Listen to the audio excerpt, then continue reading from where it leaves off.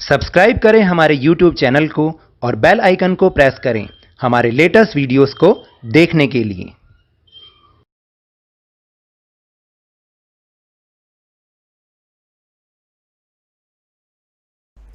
Hello and welcome to Lavneesh Sir की class.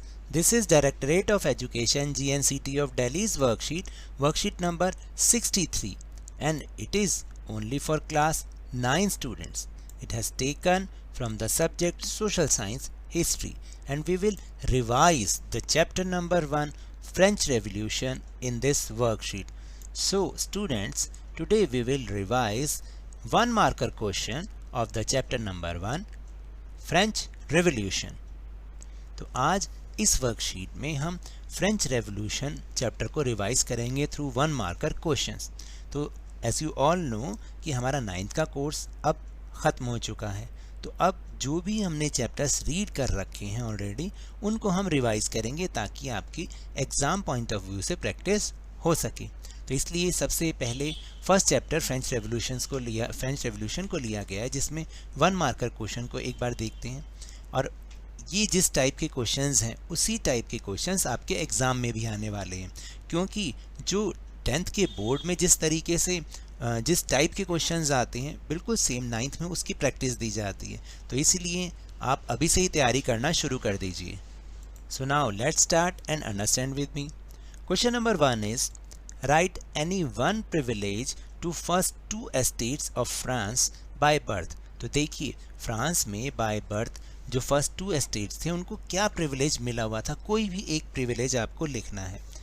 तो इसका आंसर है कि they did not have to pay any kind of tax. याद है ना आपको कि उन्हें किसी तरीके का कोई टैक्स नहीं पे करना पड़ता था, सारा का सारा टैक्स कौन पे करता था? 3rd एस्टेट्स के लोग। Second is why was the treasury empty when Louis XVI sworn in as a king of France। यानी जब वो राजगद्दी पे बैठा, लुई 16वां फ्रांस की राजगद्दी पे बैठा, तब वहाँ की जो ट्रेजरी था, उसका जो खजाना था वो खाली क्यों था? कोई भी एक रीज़न लिखना है आपको। तो इसका आंसर है long years of Wars with neighbours had drained the financial resources of the country। यानी लंबे समय तक जो अब उसके नेबर्स के साथ जो लड़ाइयाँ चली, युद्ध चले, उसके कारण जो उसका ट्रेजरी था या जो उसके फाइनेंशियल रिसोर्सेज थे वो अब ख़त्म हो चुके थे। Question number 3 is a filling the blank. आपको क्या करना है? फिलिंग द ब्लैंक को पूरा करना है।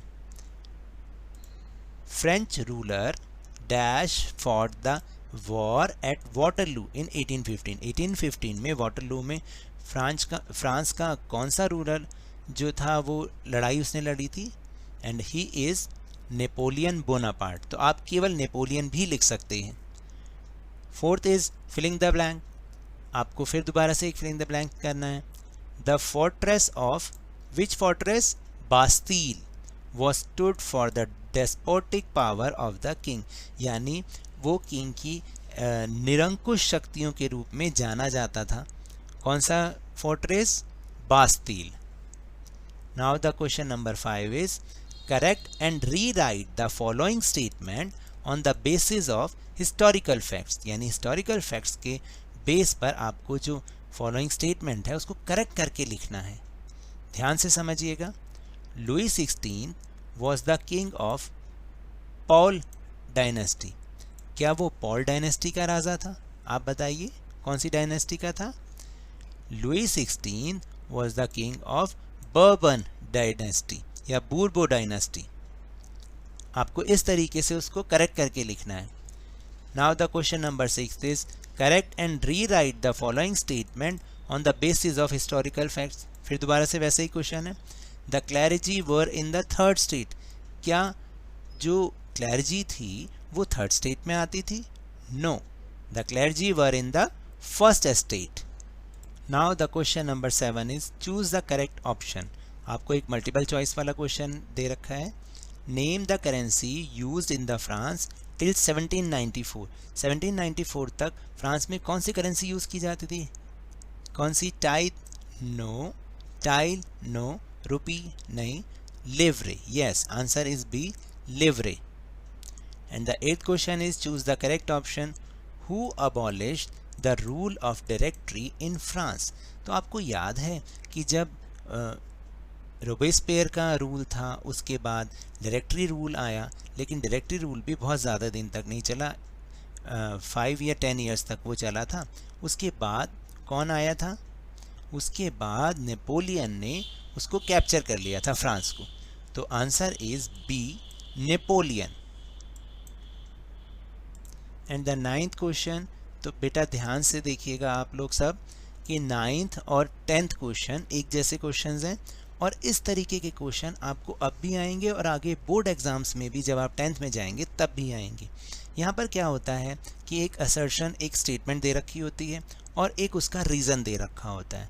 आपको ये बताना होता है, ऑप्शंस ऐसे दे रखी होती हैं कि assertion and reasons are both true, यानी दोनों की दोनों सही हैं, और जो रीज़न भी है वो करेक्ट एक्सप्लेनेशन ऑफ ए है। तो यानी दोनों के अंदर कुछ ना कुछ मैच है। एक ऑप्शन तो ये होती है। फिर सेकंड ऑप्शन होती है कि बोथ आर ट्रू, दोनों ट्रू तो हैं, लेकिन आर जो रीज़न है वो ए की करेक्ट एक्सप्लेनेशन नहीं है, यानी उन दोनों में आपस में कोई मैच नहीं है, लेकिन दोनों चीज़ें सही हैं, असर्शन भी और रीज़न भी। एंड द थर्ड ऑप्शन होती है कि बताना होता है कि असर्शन तो ट्रू है लेकिन उसका रीज़न जो है वो रॉन्ग है, रीज़न रॉन्ग है, और या वो सही नहीं है, या ऐसा हो सकता है कि असर्शन जो है, स्टेटमेंट जो है वो ही गलत है और जो नीचे है वो ट्रू है, रीज़न ट्रू है। तो चलिए एक बार रीड आउट करते हैं। Assertion is Louis 16 was executed on 21 जनवरी 1793। तो देखिए ये बात बिल्कुल सही है कि लुई 16 को 21 जनवरी 1793 को एग्जीक्यूटेड मतलब सेंटेंस टू डेथ दे दिया गया था। रीज़न उसका क्या था? He was sentence to death on the charge of treason. Treason का मतलब होता है देशद्रोह या राजद्रोह, उसके चार्ज लगाकर उसको किया था। हाँ, अगर आप बुक में आप पढ़ेंगे तो जहाँ पर ये लिखा होगा कि उसको सेंटेंस डेथ दे दिया था, तो वहाँ पर ये भी लिखा हुआ है। तो इसका मतलब असर्शन भी हमारी ट्रू है और उसका रीज़न भी ट्रू है, यानी उसकी करेक्ट एक्सप्लेनेशन है।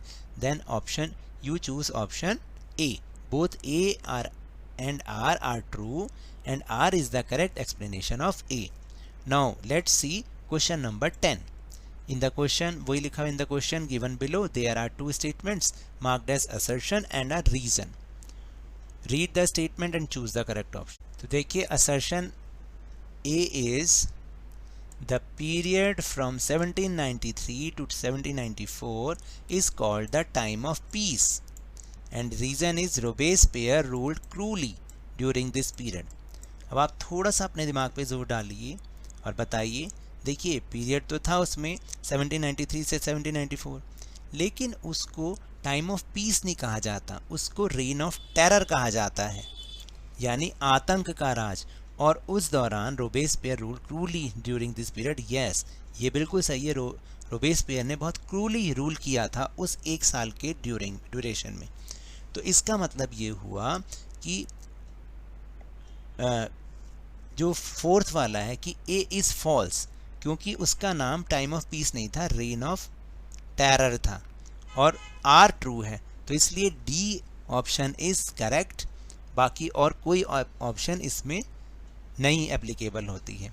So now that's all for this worksheet. अगर मेरे इस तरह समझाने से आपको थोड़ा सा भी समझ में आया हो तो इस चैनल को ज़्यादा से ज़्यादा सब्सक्राइब कीजिए, लाइक कीजिए और बहुत ज़्यादा शेयर भी कीजिए। और हाँ, मेरे साथ इसी तरह वर्कशीट को समझते रहिए, लेकिन ध्यान और मन लगाकर पूरी मेहनत और लगन के साथ पढ़ते रहिए। And if you want to protect from corona virus then please wear a mask, क्योंकि जब तक दवाई नहीं तब तक कोई ढिलाई नहीं। Thank you very much.